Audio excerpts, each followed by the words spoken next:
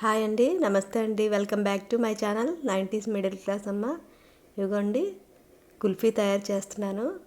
ఒక 20 జీడిపప్పు గుళ్ళండి, అలాగే ఒక 15 బాదం పప్పులు, అలాగే 3 ఇలాచీలండి.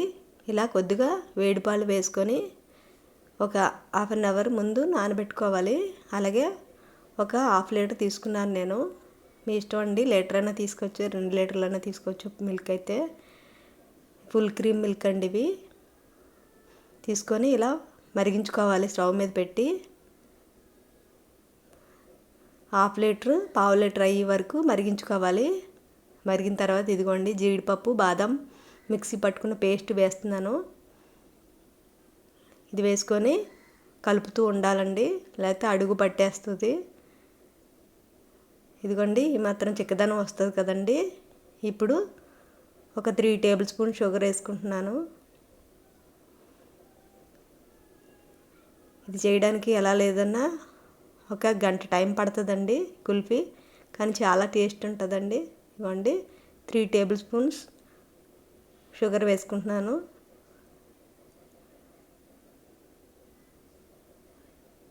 సమ్మర్లో ఈ విధంగా చేసుకుంటే చాలా బాగుంటుందండి కుల్ఫీ, బయట కొనుక్కొని తినేదానికంటే. ఇదిగోండి 3 టేబుల్ స్పూన్స్ మిల్క్ పౌడర్ వేసాను. ఇంకా కార్న్ఫ్లోర్ వేయట్లేదండి. ఈ విధంగా కలుపుకొని కాస్త దగ్గర పడే వరకు ఉడికించుకోవాలి.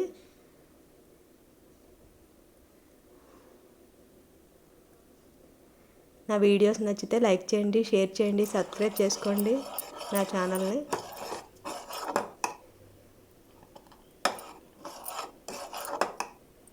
ఇదిగోండి ఈ విధంగా దగ్గరగా పడిన తర్వాత స్టవ్ ఆఫ్ చేసుకొని చల్లారబెట్టుకోవాలండి. ఈ మిశ్రమాన్ని చల్లారబెట్టుకొని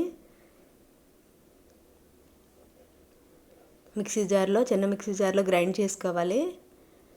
చేసుకొని ఐస్ క్రీమ్ మౌల్డ్స్ ఉంటాయి కదండి, కప్స్, ఏవన్నా అండి మీ ఇష్టం అండి, ఏవన్నా వాడచ్చు. స్టీల్ గ్లాసులు అనగా నేను ఇవి ఉన్నాయండి, ఇవి వాడుతున్నానండి. వీటిలో వేసుకొని ఒక క్లాత్ క్లోజ్ చేసుకున్నాను రబ్బర్ పెట్టి. అలాగే స్టిక్స్ అండి, ఇవి ఉంటాయి కదండి ఐస్ క్రీమ్ స్టిక్స్, అవి పెట్టి డీప్ ఫ్రిడ్జ్లో వన్ ఓవర్ నైట్ డీప్ ఫ్రిడ్జ్లో ఉంచి తీసానండి. నెక్స్ట్ డే చూపిస్తున్నాను. చాలా బాగా వచ్చిందండి. 2 చేతుల మధ్యలో ఈ విధంగా రఫ్ చేసి తీసుకుంటే ఈజీగా కుల్ఫీ రిమూవ్ అవుతుందండి. సమ్మర్లో ఈ విధంగా ఇంట్లోనే తయారు చేసుకోవచ్చండి. లైక్ చేయండి.